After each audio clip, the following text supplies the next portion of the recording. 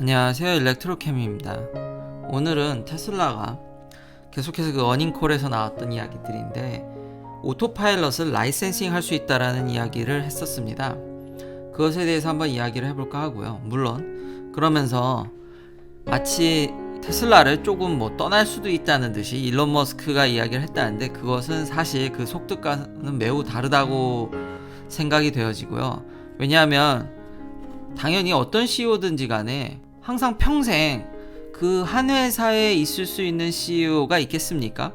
그러고 싶어도 그렇게가 되지 않습니다. Nobody should be a CEO forever.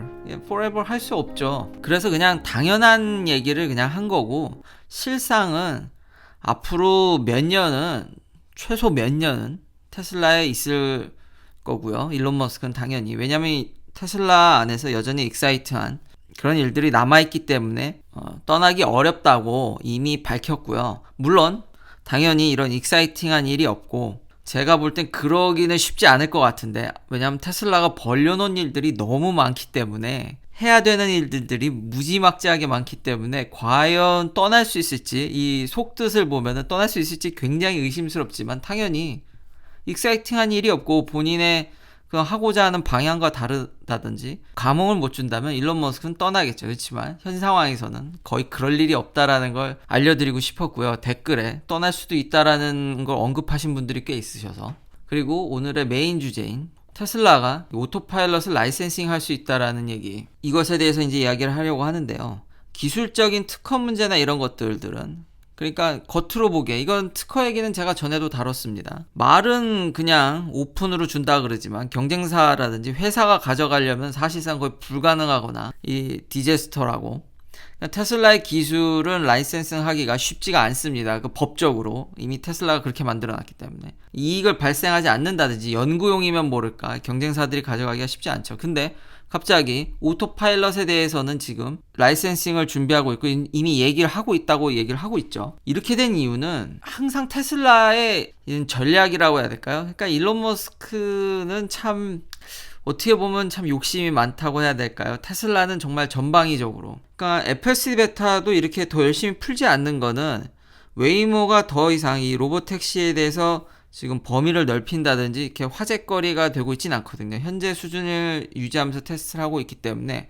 그러자 이번 CES에서 이제 모빌아이도 치고 나왔죠. 그리고 지금 전에도 알려드렸듯이 반도체 쇼티지 사태라든지 이런 것들을 보면서 차에 들어가는 이런 전장들, 이런 산업들이 엄청 커져가고 있습니다. 그때 지난번 영상에서도 이건 차는 이제 껍데기만 남고 배터리 아니면 이런 반도체 칩만 남는 거 아니냐라는 제가 그런 의견도 전달해 드렸는데, 이 시장이 지금 엄청 커지고 있습니다. 시장에 어느 정도 포션을 가져가고 모빌아이의 파이가 커지는 걸 견제하기 위해서 이런 이야기가 나왔다고 생각을 합니다. 현재 모빌아이는 CES에서 이제 밝혔듯이 약간 테슬라의 비판한 얘기도 그 부분에 대해서는 얘기했지만, 기술적인 면에서는 핵심은 이 FMCW 센서와 이 라이다, 그리고 자율주행을 어떻게 할 것인가, 부품 공급 업체로서의 위치, 모빌아이도 이 법적으로의 문제가 아니라 항상 그걸 강조합니다. 이런 프레젠테이션에서 가보면 그런 정보들을 이제 HD맵에 넣겠다라는 이런 것들이 좀 아주 신선하게 다가왔는데, 지금 우리가 리걸 스피드, 법적인 속도를 얘기하는 게 아니다. 왜냐면 제가 누누이 말씀드렸듯이 미국에서 고속도로에서 법적 속도로 달리는 사람이 찾아보기가 어렵습니다.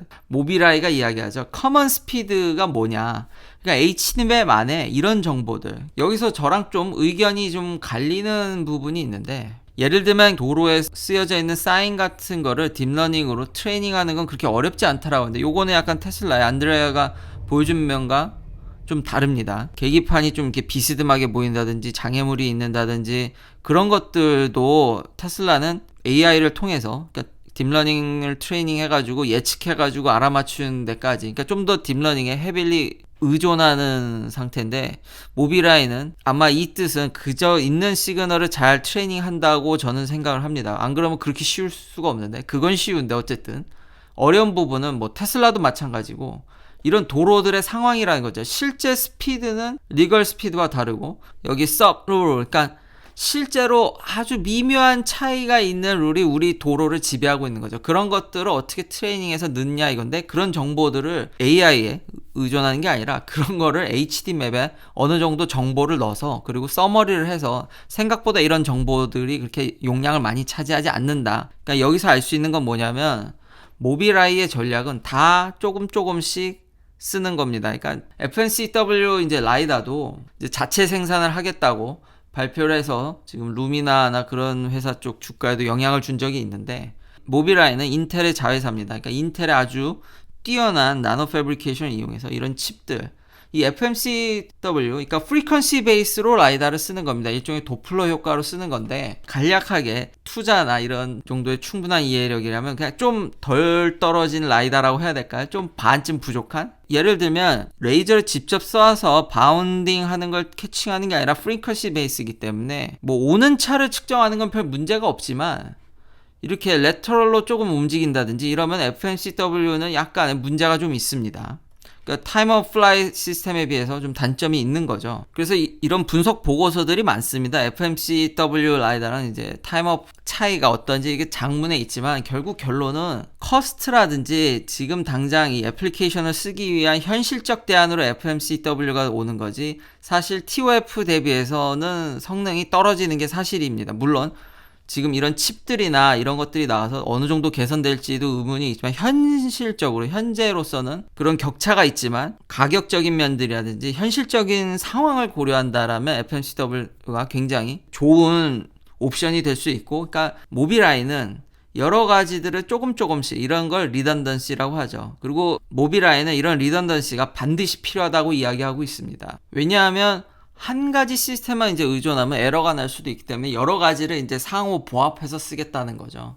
그러면서 유일하게 모빌아이만 지금 테슬라와 같이 카메라로도 좀 하고, 지금 웨이모 같이 라이다까지, 그러니까 모든 걸 우린 아우를 수 있다, 뭐 이렇게 강조를 하고 있습니다. 그러면서 지금 모빌아이는 활발하게 기존의 이런 내연기관 회사들과, 원래 안 그래도 내연기관 회사들과 긴밀히 협업하고 있었습니다. 최근에 벤츠가 이렇게 멋진 벤츠 S클래스의 이런 인터페이스도 바뀌고, 지금 레벨 3가 뭐 법적인 제약만 아니면 가능하다고 지금 벤츠도 이야기하고 있고, 이미 독일 3사랑 원래 하고 있었지만 지금 벤츠는 다음 자율주행부터는 지금 엔비디아랑 이야기하고 있습니다. 그러니까 이 시장의 1등이 모빌아이고, 이런 우리가 쓰는 뭐 스마트 크루즈 컨트롤이니 옆에 경보라든지 여러 가지 이런 주행 보조 장치들의 절대 강자, 이 시장의 70%의 마켓쉐어를 가져가고, 그 다음을 이제 엔비디아가 노리고 있는데, 지금 여기 시장이 반도체 쇼티지 사태로도 알 수 있듯이 이게 너무 시장이 커지니까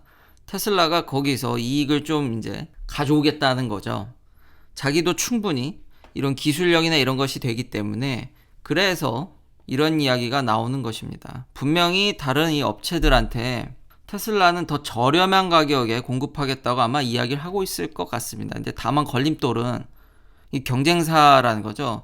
아직은 이런 자율주행 산업이 이렇게 크게 이야기되고 있진 않지만, 포텐셜리 결국 테슬라가 빅 플레이어가 될 텐데, 이 회사의 것을 가져다 쓰는 게 맞냐. 그러니까 예를 들면 반도체의 TSMC 같은 거죠. TSMC는 고객과 경쟁하지 않지만, 그래서 삼성이 그런 면에서 좀 불리한 면이 있는데, 삼성은 여차하면 들어올 수 있는 여지가 있기 때문에 TSMC와 비교됐을 때 그런 면들이 걸리는데, 과연 테슬라한테 이걸 쓸 수 있냐라는 거죠. 하지만 테슬라의 목적은 확실합니다. 모빌아이와 이런 경쟁사들, 지금 많은 분들이 회사들이 이런 벤츠나 이런 회사들이 다 자체 개발한다고 생각을 하시는데, 그게 아니라 대부분 협업입니다. 협업.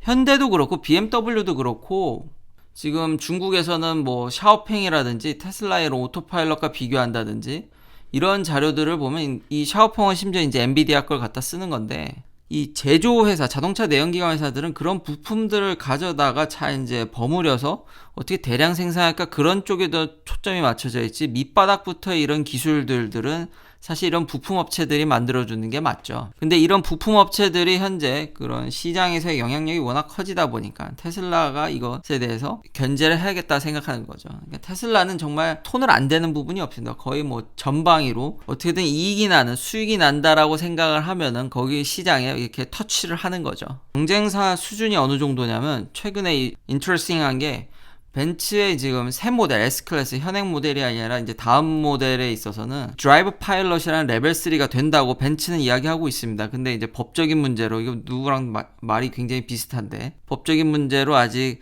못할 뿐이라고 이야기하고 있는데, 독일에는 그나마 런칭할 것 같지만, 참 신기하게 왜 미국에는 다들 모든 회사들이 이렇게 런칭을 안 하는지 잘 모르겠는데, 미국은 런칭할 계획이 없다라고 합니다. 근데 현재 레벨 3가 가능하다고 벤츠도 이야기하고, 신기했던 점은 2차 벤츠는 이제 마이크가 있어서 밖에 앰뷸런스가 온다든지 이러면 그거를 인식해서 뭐 피한다든지 이런 기능들도 탑재가 되어 있습니다. 그러니까 밖의 상황에 대해서 마이크로 이제 이거를 접한다라는 게, 그러니까 이런 게 일종의 어떤 리던던시라고 할 수 있겠죠.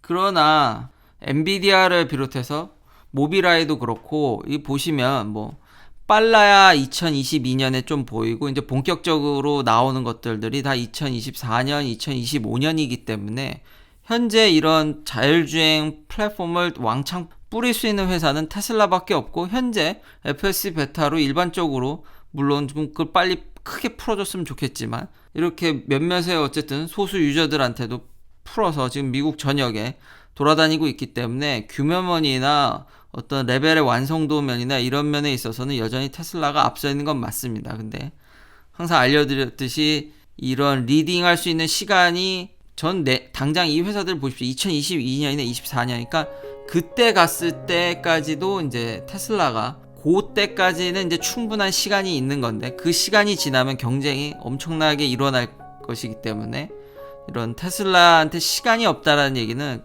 그때까지를 말하는 겁니다. 근데 당장 내년에 그게 그렇게 된다는 건 아니고요. 그러니까 그 정도, 그냥 경쟁사들이 그때까지 올 때까지 과연 누가 더 완성도 있게 이거를 내놓을 수 있냐가 참 기대됩니다.